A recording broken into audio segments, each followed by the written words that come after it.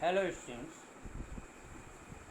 today we will start our second chapter, Lost Spring, Stories of Stolen Childhood,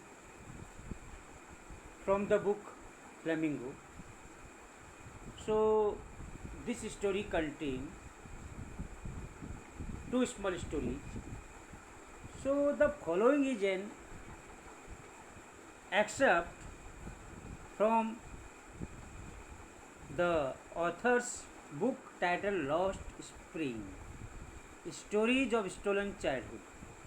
In this lesson, she depicts very minutely the grinding poverty and other traditions that condemn the children to a life of exploitation.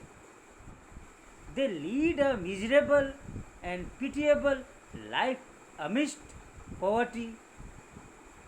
Sahib is a rag picker of Simapuri, Delhi, where more than 10,000 rag pickers have their poor dwellings.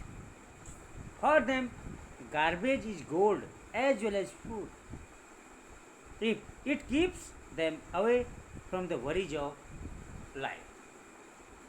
On the other hand, the authoress presents a detailed account of the bangle makers of Firozabad in UP. They work in dingy cells and even lost the brightness of their eyes. They struggle hard for a piece of bread and remain devoid of civic amenities. A poor bangle maker's son, Mukesh, insists to be his own master by becoming a motor mechanic. But these bangle makers remain under a vicious circle of the Shahukars.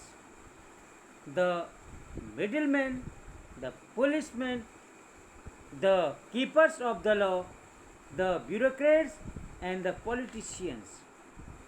Thus, they lead a life of poverty, dirt, and exploitation.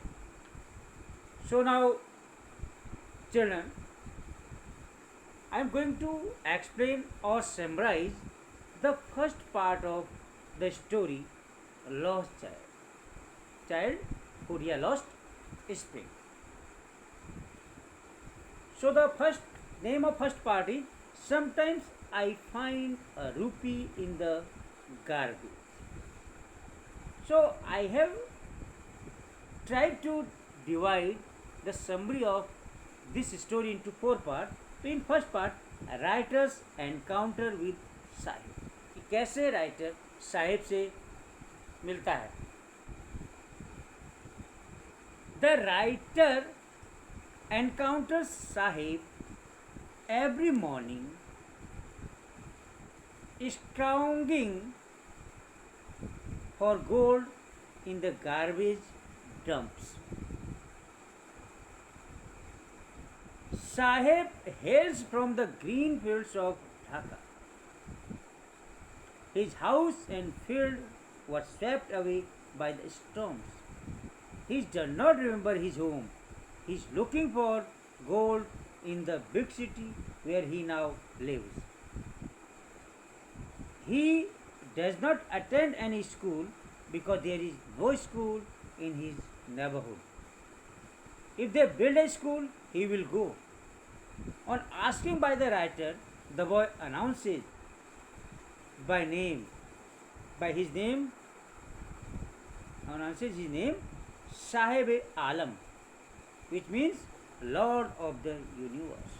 Means on asking by the writer, when the writer asks about his name, the boy announces his name Sahib-e-Alam, which means Lord of the Universe. Though he is unaware of its meaning, he roams in the streets with his friends, an army of barefoot boys. They appear in the morning and disappear at noon. They are too poor to afford shoes or chappals. Most of them remain barefoot and travel across the country in cities and on village roads. They live in a perpetual state of poverty. So, second part of this story is story of a man from Udupi. The authoress tells a story of a man from Udupi. When he was a young boy, he would stop near a temple to pray for a pair of shoes. His father was a priest there. The authoress visited the place after 30 years. It was found in an air of desolation. There lived a new priest, and there were red and white plastic chairs. There came a young boy in a grey uniform, wearing socks and shoes. He threw his school bag on the bed. The authoress immediately recollecting the prayer another boy had made. He thought that the goddess might have granted his prayer also. Now the young boys, like the son of the priest, wear shoes, but many others, like the rag pickers, remain shoeless. The third part of this story is Simapuri, a home for rag pickers. Simapuri is a place on the periphery of Delhi. Most of the rag pickers live here. They are from Bangladesh and have occupied unauthorized land like Sahib's family. Their structures are made of mud with roof of tin and tarpaulin. They are devoid of sewage, drainage, or running water. More than 10,000 rag pickers have been living here for more than 30 years without an identity. But they have ration cards and their names in the voters list. Food is more important for survival than an identity.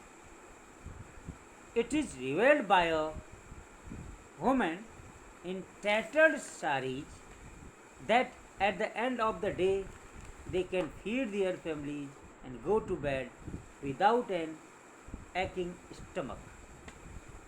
So they prefer to live in Simapuri rather than to the given fields of Dhaka and keep their Dhaka that keep them hungry. Wherever they find food, they pitch their tent and it becomes their transit home. Children grow up in them and become partners in survival. And survival in Simapuri means rag picker. Rag picking. Through the years, it has acquired the position of a fine art. Garbage to them is gold. It is their daily bread, but for a child, it is even more. For children, it is wrapped in wonder, and for the elders, it is their survival. Sometimes a child can find a silver coin in a heap of garbage. He hopes of finding more. So now, fourth part of this story is Sahib in tennis shoe. One morning, the narrator sees Sahib standing by the fenced gate of a club. Two young men dressed in white are playing tennis. He tells the authoress that he likes the game and goes inside when no one is around. The gatekeeper lets him swing. One day, some rich boy gives Sahib his discarded shoes because of a hole in one of them. Sahib wears them and the hole has no meaning because he has walked barefoot. For him, it is a dream that has come true, but the game is beyond his reach. Now Sahib works in a tea stall. He gets 800 rupees and all his meals. His face has lost the carefree look. He carries a steel canister that seems heavier than the plastic bag he would carry so lightly over his shoulder. The bag was his, but the canister belongs to the shop owner. Sahib is no longer his own master. So, my dear student, try to understand summary of this story, the first part of this story. Tomorrow, I will come with some questions from this part. Then we will start our second part. Till then, thank you.